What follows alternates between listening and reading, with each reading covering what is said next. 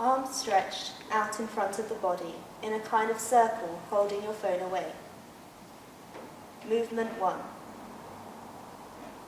As he spoke the word orifice, he scratched his nose. Orifice is a hole. The only thing they share is an E. A hole has no agency. An orifice, on the other hand, has 2 eyes. He repeatedly screws and unscrews his water bottle. He performs his role, chief aggravator. The discomfort is further exacerbated by the aptly positioned microphone. Movement 2.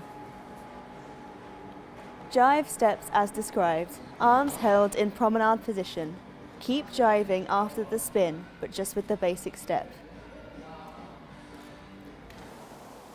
Elvis Presley's Burning Love plays. Back step, chassis 1, chassis 2, back step. Your kisses lift me higher, like the sweet song of the fire, and you light my morning sky with burning love. Back step, chassis, spin, back step. It's coming closer, the flames are now reaching my body. Please won't you help me, feels like I'm slipping away. It's hard to breathe, and my chest is a-heaving. Lord have mercy, I'm burning a hole where I lay. Girl, girl, girl, you're gonna set me on fire.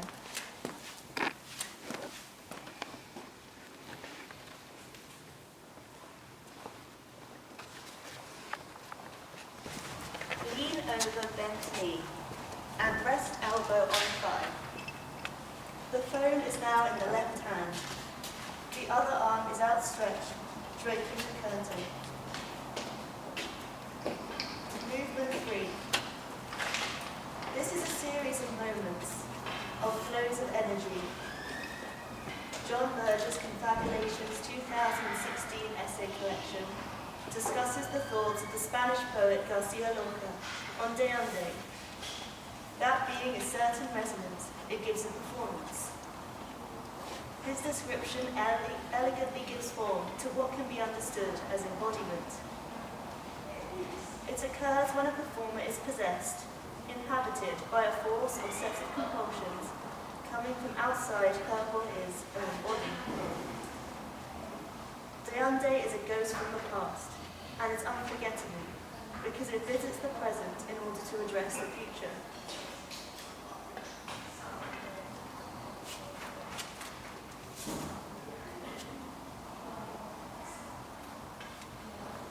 Quoting Lorca's analysis, he asserts that it is through the body's involvement with performance that this is felt. They have forms that are born and die perpetually and raise their contours above the precise present. El de Ande works on the dancer's body like wind on sand. This imagination of a spectral magical quality glamorizes our new identities, one we can see as post-human. This force and compulsion is therefore continually present beyond the dancer, but applies to all bodies that have facilitated your arrival in this room.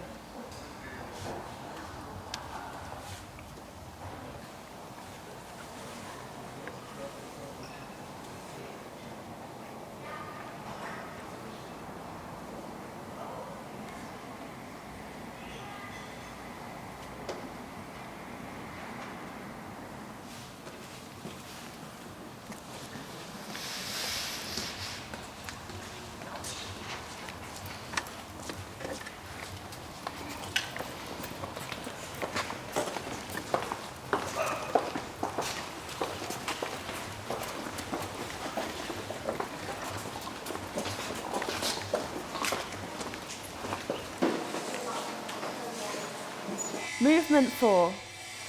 I am used to my body betraying me. Usually this is induced by the suggestion of an injection happening to myself or otherwise. Slowly the clammy sweat would rise from the back of my calves, through my stomach, up my neck to my head. The room spins in an all-encompassing heat. I give up and attempt to slink out of the room, drawing as little attention to myself as possible.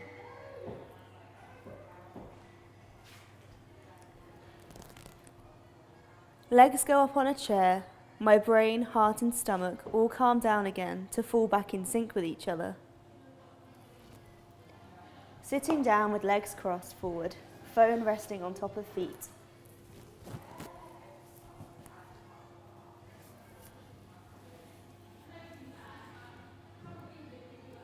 Movement 5. Flaps. It's such an unscientific word and suggests some sort of flapping in the wind, an instability that cannot be recovered from, as if there has been a carelessness involved that means this thing will never be secure. Of course, this is just a process, migrating one part of the skin to an affected area while maintaining blood supply. But there is this feeling of a devil-may-care attitude that is implied in the word flap, its vulnerability. But in the process, the tissue never dies. It's always living and it pivots and twists on its supply, tethered and secure while being so exposed. Sit up, cross-legged on the floor, arm in front into your lap. Movement 6. He likes to talk about craft. He repeats handy, and I imagine different spellings. Handy with an I, handy with an E, just a hand perhaps. It's a craft. I'm back playing with these withers of pink, curtains that wrap around me and hang off me. I can unfurl one arm after another, swaddle myself and keep myself contained, try to reclaim and mark territory, but I can't quite manage it. There is too much out there for me to grab. Stand. Unfold from around your head.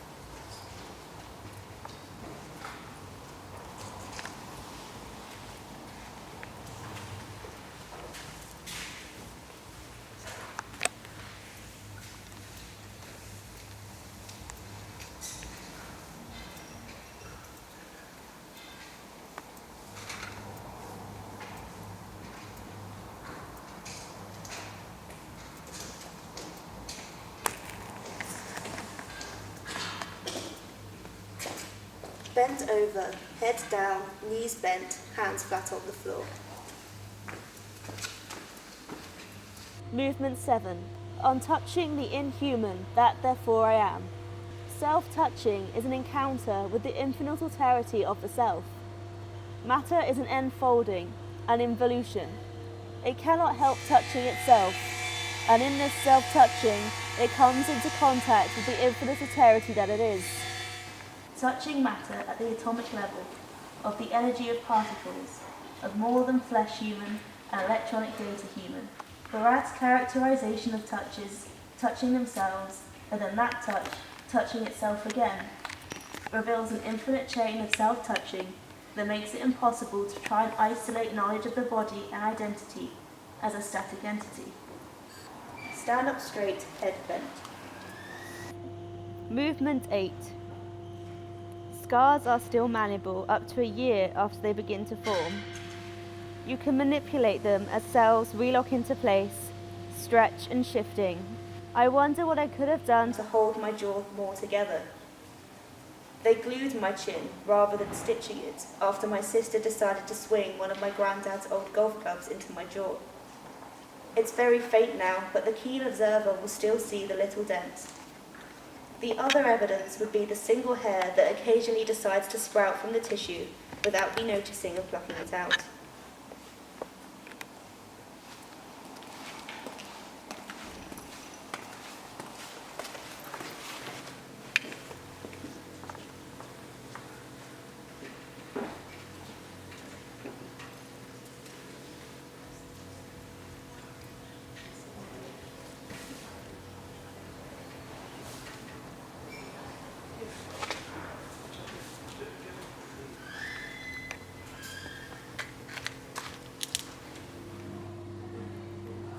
chains of ovals, incisions that run across the body, through the fabric and away into something else.